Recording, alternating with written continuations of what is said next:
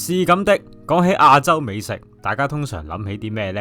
係日本嘅 sushi、泰國嘅冬陰功，定係台灣嘅珍珠奶茶呢？亞洲的確係美食天堂，但係同時呢度都隱藏咗令好多人聞風喪膽嘅奇趣料理。今日我準備咗3樣亞洲奇趣料理，有啲食完會懷疑人生，有啲就用條命嚟教飛。Hello， 大家好，歡迎嚟到文化綠洲。文化綠洲呢個系列旨在分享我覺得有趣嘅冷知識俾大家。如果同我一樣中意吸收唔同嘅冷知識，歡迎 like、share 同 subscribe 我哋。Let's start it。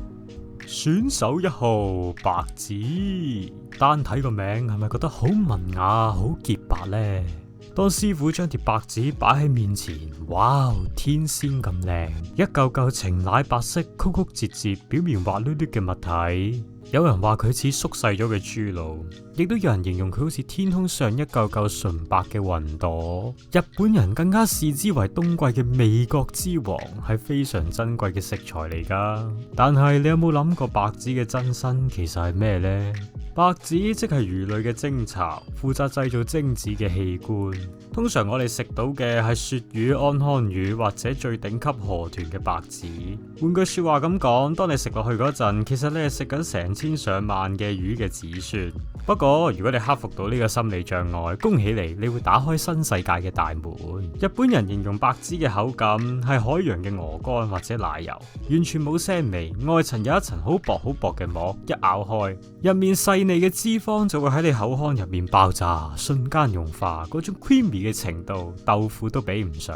特別係冬天嘅白子，因為喺繁殖期，最肥美、最飽滿，食落去嗰種最濃郁嘅鮮味，會令你忘記佢真身係啲咩。第二站，我哋嚟到熱辣嘅菲律賓。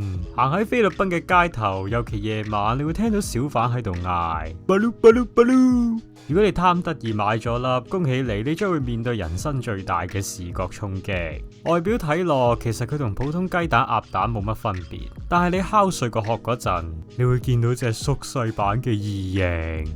其實係一隻孵化咗2個禮拜到21日嘅小鴨胚胎。如果係18日以上嘅大佬級鴨仔蛋，你甚至會清晰見到佢嘅血管啦、翼啦、羽毛，甚至係佢個嘴啊。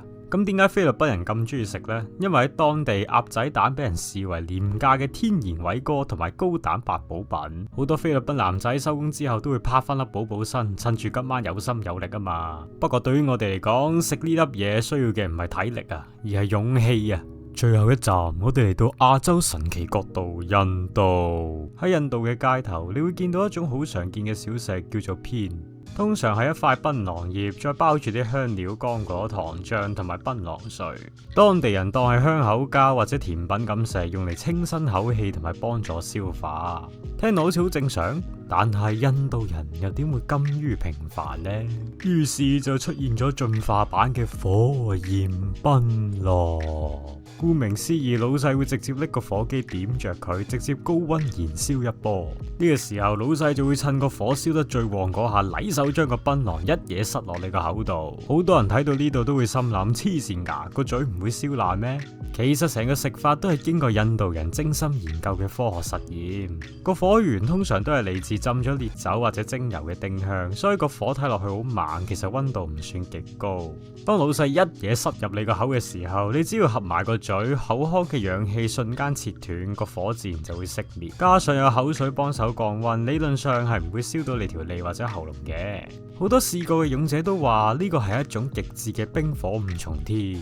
入口一剎那，你會 feel 到火嘅微溫，但係當個火熄咗之後，檳榔葉入邊嘅香料、薄荷同埋玫瑰醬會爆發一種強烈嘅清涼感，先熱後凍，非常過癮。而且唔少當地人都相信花一邊係好有藥用價值，佢哋覺得咁樣燒一燒可以治療感冒啦、喉嚨痛同埋口腔潰傷，聽落去又好似幾有道理。其實講到底，所謂奇趣或者黑暗料理，往往只係文化差異。喺我哋眼中覺得好恐怖嘅嘢，喺當地人眼中可能係由細食到大嘅美味回憶。試唔試？除咗睇你膽量，其實都係對唔同文化嘅體驗同埋尊重。最後3樣入邊，你哋又最想試邊樣呢？不妨留言話俾我哋聽啊！